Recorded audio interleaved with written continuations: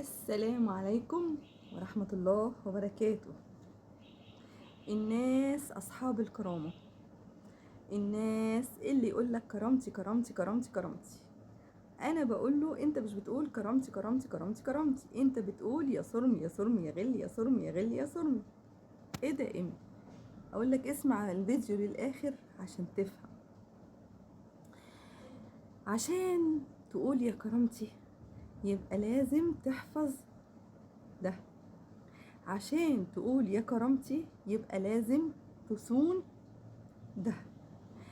ليه؟ لأن عشان الناس تحترمك، عشان الناس تقدرك، في حاجة بتقول لكل فعل رد فعل.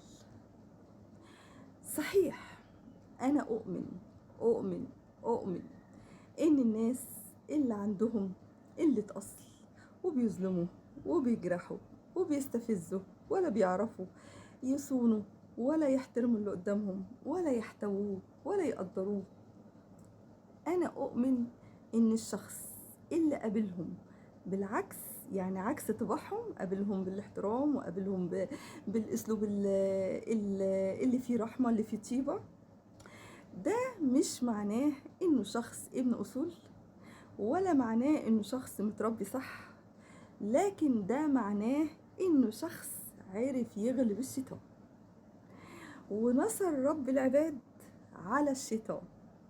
لأن في ناس بتنصر الشيطان على رب العباد، ما بتحفظش ده وتقول يا كرامتي.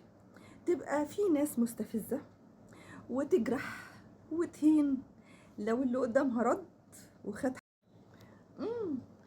لو اللي قدامها رد وخد حقه يقولك ايه؟ هان كرامتي. طب ما انت اللي وصلته ان يهين كرامتك. ما هو لكل فعل رد فعل. في ناس بتاخد حقها في ثانية. بس انا في رأيي الصح انك لما تلاقي اللي قدامك مستفز وظالم، ودول كتير قوي في الايام دي، قوي قوي فوق ما تتصوروا، كلمة واحدة حسبي الله ونعم الوكيل.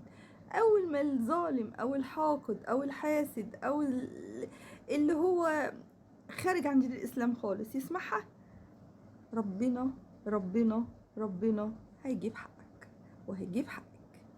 فمفيش داعي ان احنا ما نحفظش ده. معذرة لكل متابعيني، بس انا بطلع التشبيه ده عشان ده مبوظ الدنيا مبوظ خارب الدنيا كلها. اللهم اني بلغتكم، اللهم اشهد. شكرا جزيلا للاستماع.